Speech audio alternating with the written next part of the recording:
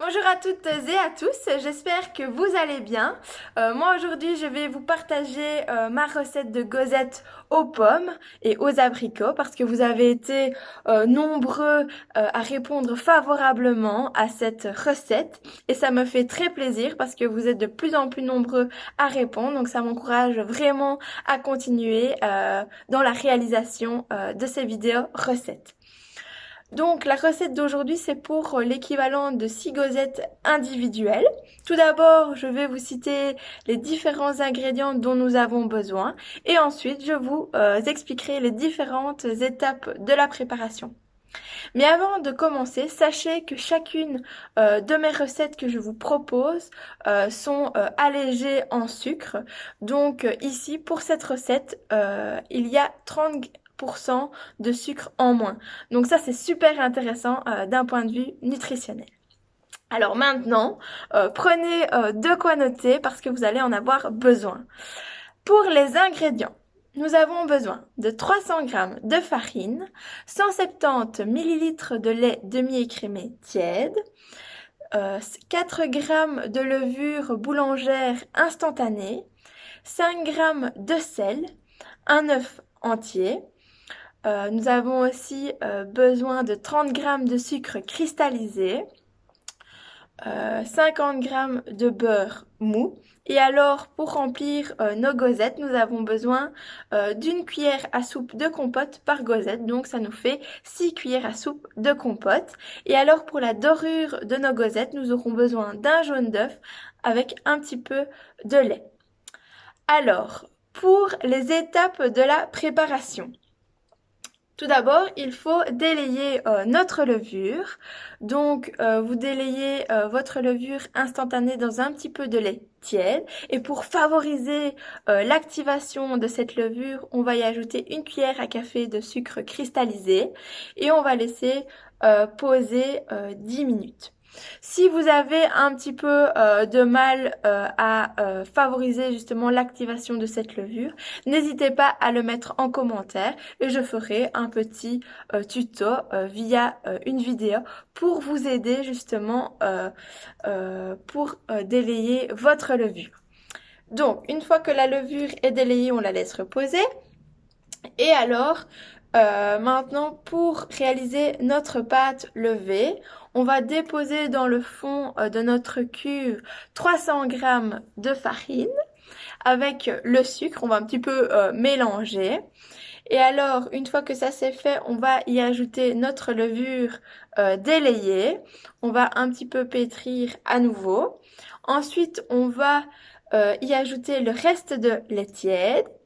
Puis, on va verser l'œuf entier avec le sel. Comme ça, le sel ne sera pas en contact avec notre levure. Sinon, ça va tuer cette levure et notre pâte risquerait de ne pas gonfler. Ensuite, une fois que ça c'est fait, on va pétrir un petit peu. Et en dernier, on va ajouter les morceaux de beurre mou.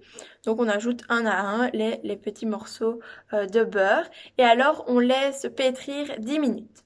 Une fois que notre pâte est pétrie, on va la laisser reposer. Donc comme d'habitude, ce que je fais, je recouvre ma pâte d'un torchon et je la dépose dans mon four fermé et éteint pendant 1 heure, 1 heure et demie. Donc là, ça nous laisse bien le temps de faire nos autres petites occupations de notre ménage. Et une fois que l'heure est passée, on va pouvoir prendre notre pâte et on va l'abaisser. Donc on va l'étaler à l'aide d'un rouleau à pâtisserie. On doit obtenir une pâte avec 1 cm d'épaisseur.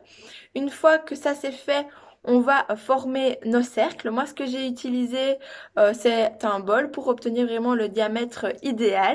Donc, on forme nos cercles. On va récupérer l'excès de pâte. On refait une boule qu'on étale à nouveau et on reproduit encore nos cercles pour éviter justement de gaspiller de la pâte.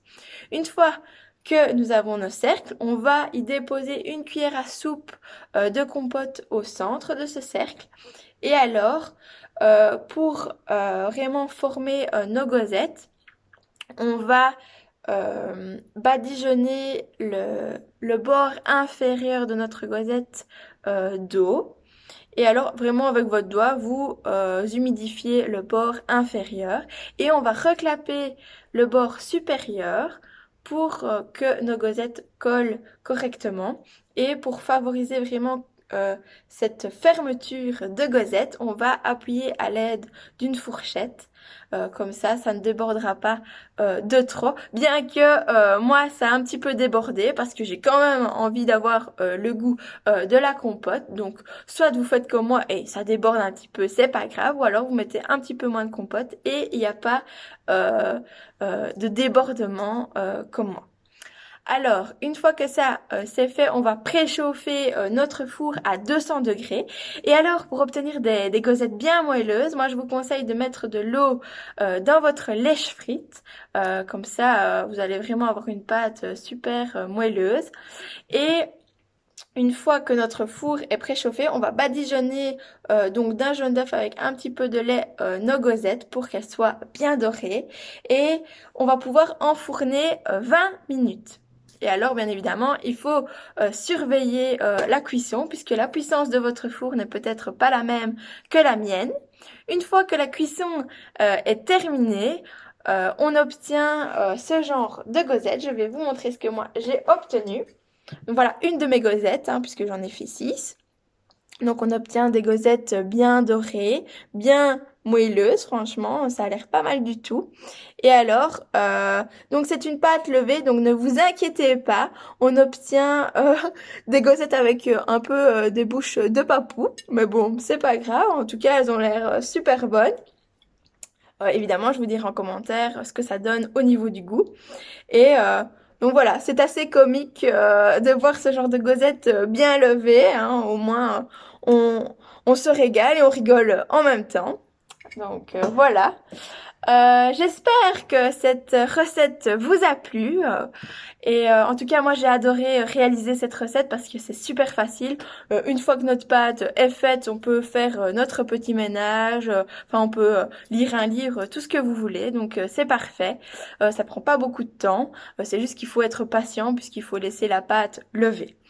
En tout cas, si vous réalisez ma recette, et ça me fera très plaisir, partagez vos photos pour aussi nous faire saliver devant vos propres préparations. Donc voilà, c'est fini pour cette fois-ci. Et moi, je vous dis à très bientôt pour d'autres réalisations culinaires.